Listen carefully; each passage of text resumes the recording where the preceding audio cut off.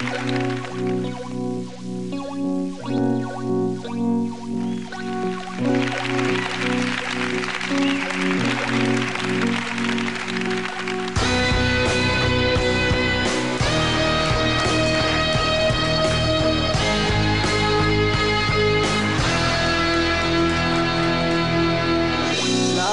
na lang walang ulam, sweldo naman nung katapusan, kulang ang pambili dyan ko ngayon.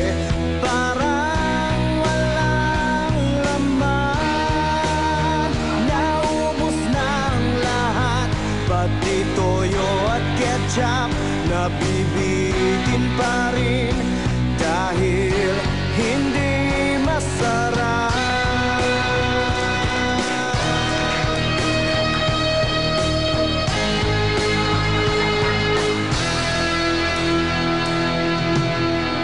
Ginagawa mo kong tanga,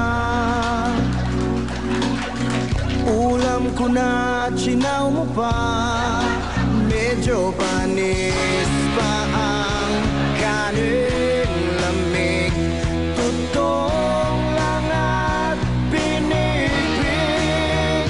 Iniwan mong galunggong nag-iisa, kinain ng pusa, at ako'y bitin pa sa ulam.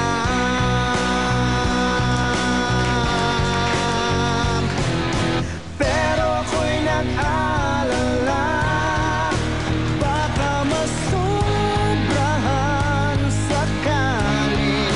Alam ko